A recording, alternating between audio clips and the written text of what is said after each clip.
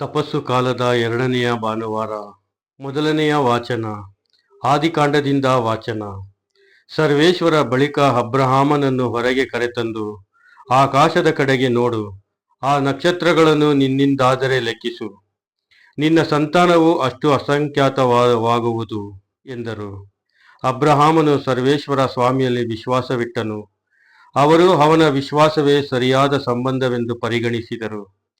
ಸರ್ವೇಶ್ವರ ಬಳಿಕ ಅಬ್ರಹಾಮನಿಗೆ ಇಂತೆಂದರು, ಈ ನಾಡನ್ನು ನಿನಗೆ ಸ್ವತ್ತಾಗಿ ಕೊಡಬೇಕೆಂದು ಬಾಬಿಲೋನಿನಲ್ಲಿರುವ ಊರ್ ಪಟ್ಟಣದಿಂದ ನಿನ್ನನ್ನು ಬರಮಾಡಿದ ಸರ್ವೇಶ್ವರ ನಾನೇ ಎಂದರು. ಅದಕ್ಕೆ ಅಬ್ರಹಾಮನು, ಸರ್ವೇಶ್ವರ, ಇದು ನನ್ನ ಸೊತ್ತು ಎಂದು ತಿಳಿದುಕೊಳ್ಳುವುದು ಹೇಗೆ ಎಂದನು. ಸರ್ವೇಶ್ವರ ಪ್ರತ್ಯುತ್ತರವಾಗಿ, ನೀನು 3 ವರ್ಷದ ಒಂದು ಕಡಸನ್ನು, ಒಂದು ಹಾಡನ್ನು, ಒಂದು ಟಗರನ್ನು, ಒಂದು ಬೆಳವಕ್ಕಿಯನ್ನು ಹಾಗೂ ಒಂದು ಮರಿ ಪಾರಿವಾಳವನ್ನು ತೆಗೆದುಕೊಂಡು ಬಾ ಎಂದರು. ಅಬ್ರಹಾಮನು ಅವುಗಳನ್ನೆಲ್ಲ ತೆಗೆದುಕೊಂಡು ಬಂದು ಆ ಪ್ರಾಣಿಗಳನ್ನು ಕಡಿದು 2 ಹೋಳು ಮಾಡಿ ತುಂಡಿಗೆ ತುಂಡನ್ನು ಎದುರಾಗಿಟ್ಟನು. ಪಕ್ಷಿಗಳನ್ನು ಮಾತ್ರ ಕಡಿಯಲಿಲ್ಲ. ಆ ಪ್ರಾಣಿಗಳ ತುಂಡುಗಳ ಮೇಲೆ ರಣಹದ್ದುಗಳು ಎರಗಿದಾಗ ಅಬ್ರಹಾಮನು ಅವುಗಳನ್ನು ಓಡಿಸಿಬಿಟ್ಟನು. ಹೊತ್ತು ಮುಳುಗುತ್ತಿದ್ದಾಗ ಅಬ್ರಹಾಮನಿಗೆ ಗಾಢ ನಿದ್ರೆ ಹತ್ತಿತು. ಭೀಕರವಾದ ಕಾರ್ಗತ್ತಲು ಅವನನ್ನು ಕವಿಯಿತು. ಹೊತ್ತು ಮುಳುಗಿ ಕಾರ್ಗತ್ತಲಾದಾಗ ಇಗೋ, ಹೊಗೆಯಾಡುವ ಒಲೆಯೊಂದು ಹಾಗೂ ಉರಿಯುವ ದೀವಟ್ಟಿಗೆಯೊಂದು ಕಾಣಿಸಿಕೊಂಡು ಆ ತುಂಡುಗಳ ನಡುವೆ ಹಾದು ಹೋದವು. ಸರ್ವೇಶ್ವರ ಅಂದೇ ಅಬ್ರಹಾಮನ ಸಂಗಡ ಒಂದು ಒಡಂಬಡಿಕೆಯನ್ನು ಮಾಡಿಕೊಂಡರು. ಈಜಿಪ್ಟಿನ ನದಿಯಿಂದ ಯೂಫ್ರೆಟಿಸ್ ಮಹಾನದಿಯವರೆಗೆ ಕೊಡುವೆನು, ಈ ನಾಡೆಲ್ಲವನ್ನೂ ನಿನ್ನ ಸಂತತಿಯವರಿಗೆ. ಪ್ರಭುವಿನ ವಾಕ್ಯ. ದೇವರಿಗೆ ಕೃತಜ್ಞತೆ ಸಲ್ಲಲಿ.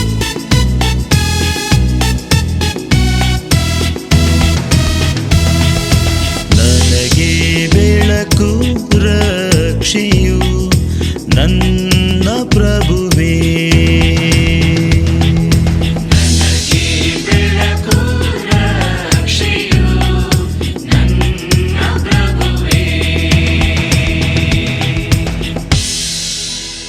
ನನಗೆ ಬೆಳಕು ರಕ್ಷೆಯು ಪ್ರಭುವೇ,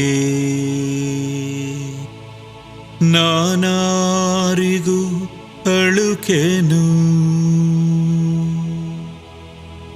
ನನ್ನ ಬಾಳಿಗಾಧಾರ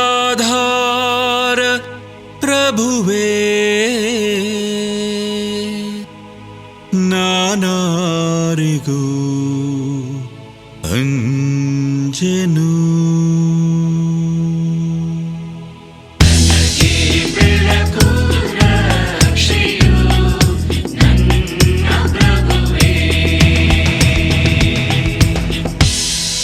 ಪ್ರಭು ನಿನಗೆ ಮೊರೆಯಿಡುವೆನು, ಕರುಣಿಸೆನಗೆ ಸದುತ್ತರವನು. ಅರಸೆನ್ನ ಮುಖದರುಶನವನು ಎಂದೆ ನೀನು, ಅರಸುವೆನು ಅದನೆ ಎಂದು ಮರುನುಡಿದೆ ನಾನು.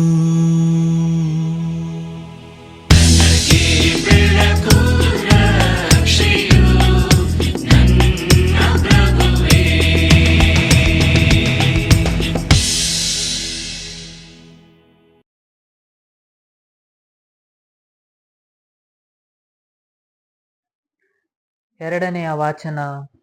ಪೌಲನು ಫಿಲಿಪ್ಪಿಯರಿಗೆ ಬರೆದ ಪತ್ರದಿಂದ ವಾಚನ. ಸಹೋದರರೇ, ನೀವು ನನ್ನನ್ನು ಅನುಸರಿಸಿರಿ. ನಮ್ಮಂತೆ ಆದರ್ಶ ಜೀವನ ನಡೆಸುವವರನ್ನು ಅನುಸರಿಸಿ ಬಾಳಿರಿ. ಕ್ರಿಸ್ತ ಯೇಸುವಿನ ಶಿಲುಬೆಗೆ ವಿರೋಧವಾಗಿ ನಡೆಯುವವರು ಅನೇಕರಿದ್ದಾರೆ.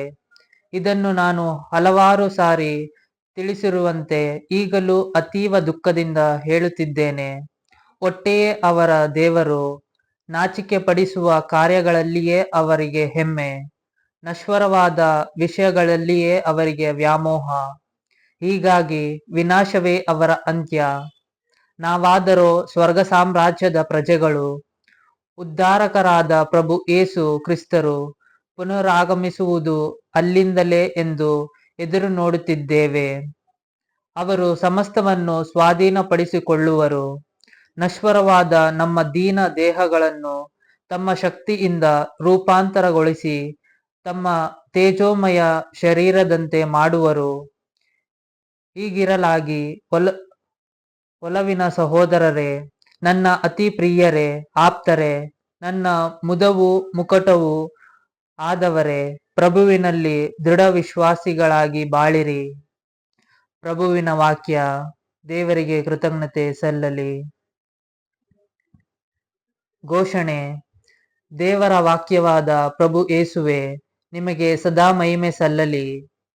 ಪ್ರಕಾಶಮಾನವಾದ ಮೇಘದಿಂದ ಒಂದು ವಾಣಿ ಎದ್ದಿತು. ಈತನು ನನ್ನ ಪುತ್ರ, ನನಗೆ ಪರಮ ಪ್ರಿಯನು, ಈತನ ಮಾತಿಗೆ ಕಿವಿಗೊಡಿ. ದೇವರ ವಾಕ್ಯವಾದ ಪ್ರಭು ಯೇಸುವೆ, ನಿಮಗೆ ಸದಾ ಮಹಿಮೆ ಸಲ್ಲಲಿ. ಲೂಕನು ಬರೆದ ಪವಿತ್ರ ಶುಭ ಸಂದೇಶದಿಂದ ವಾಚನ. ಆ ಕಾಲದಲ್ಲಿ ಯೇಸು ಪೇತ್ರ, ಯೌವಾನ ಮತ್ತು ಯಾಕೋಬ ಇವರನ್ನು ತಮ್ಮೊಡನೆ ಕರೆದುಕೊಂಡು ಪ್ರಾರ್ಥನೆ ಮಾಡಲು ಬೆಟ್ಟವನ್ನು ಹತ್ತಿದರು. ಪ್ರಾರ್ಥನೆ ಮಾಡುವ ಸಮಯದಲ್ಲಿ ಯೇಸುವಿನ ಮುಖಚರ್ಯೆಯು ಮಾರ್ಪಟ್ಟಿತು. ಅವರ ಉಡುಪು ಬೆಳ್ಳಗೆ ಪ್ರಜ್ವಲಿಸಿತು. ಇದ್ದಕ್ಕಿದ್ದ ಹಾಗೆ ಮೋಶೆ ಮತ್ತು ಎಲಿಯ ಎಂಬ ಇಬ್ಬರು ಪ್ರವಾದಿಗಳು ಅವರೊಡನೆ ಮಾತನಾಡುತ್ತಿದ್ದರು. ದಿವ್ಯ ವೈಭವದಿಂದ ಕಂಗೊಳಿಸುತ್ತಿದ್ದ ಇವರಿಬ್ಬರು ಯೇಸು ಜೆರುಸಲೇಮಿನಲ್ಲಿ ಪ್ರಾಣತ್ಯಾಗ ಮಾಡಿ ದೈವೇಚ್ಛೆಯನ್ನು ನೆರವೇರಿಸಲಿದ್ದ ವಿಷಯವಾಗಿ ಸಂಭಾಷಿಸುತ್ತಿದ್ದರು. ಗಾಢ ನಿದ್ರೆಯಲ್ಲಿದ್ದ ಪೇತ್ರ ಮತ್ತು ಸಂಗಡಿಗರು ಎಚ್ಚೆತ್ತಾಗ ಯೇಸುವಿನ ಮಹಿಮೆಯನ್ನು ಅವರೊಡನೆ ನಿಂತಿದ್ದ ಆ ಇಬ್ಬರನ್ನು ಕಂಡರು. ಅವರಿಬ್ಬರು ಯೇಸುವನ್ನು ಬಿಟ್ಟು ಹೋಗುತ್ತಿರುವಾಗ ಪೇತ್ರನು ಯೇಸುವಿಗೆ, ಗುರುದೇವ, ನಾವು ಇಲ್ಲೇ ಇರುವುದು ಒಳ್ಳೆಯದು. ಅಪ್ಪಣೆಯಾಗಲಿ, 3 ಗುಡಾರಗಳನ್ನು ಕಟ್ಟುವೆವು, ತಮಗೊಂದು, ಮೋಶೆಗೊಂದು ಮತ್ತು ಎಲಿಯನಿಗೊಂದು ಎಂದನು. ತಾನು ಏನು ಹೇಳುತ್ತಿರುವೆನೆಂದೇ ಪೇತ್ರನು ಗ್ರಹಿಸಲಿಲ್ಲ. ಆತನು ಇದನ್ನು ಹೇಳುತ್ತಿದ್ದ ಹಾಗೆ ಮೇಘವೊಂದು ಬಂದು ಅವರನ್ನಾವರಿಸಿತು. ಆ ಮೇಘದಲ್ಲಿ ಅವರು ಅದೃಶ್ಯರಾದಾಗ ಶಿಷ್ಯರು ದಿಗಿಲುಗೊಂಡರು.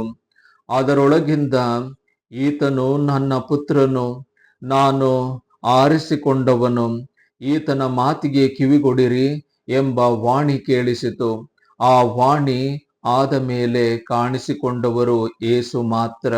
ಶಿಷ್ಯರು ತಾವು ನೋಡಿದ್ದನ್ನು ಕುರಿತು ಆ ದಿನಗಳಲ್ಲಿ ಏನನ್ನೂ ಹೇಳದೆ, ಯಾರಿಗೂ ತಿಳಿಸದೆ ತತ್ಕಾಲ ಮೌನದಿಂದ ಇದ್ದರು. ಪ್ರಭುವಿನ ಶುಭ ಸಂದೇಶ. ಕ್ರಿಸ್ತರೇ, ನಿಮಗೆ ಸ್ತುತಿ ಸಲ್ಲಲಿ.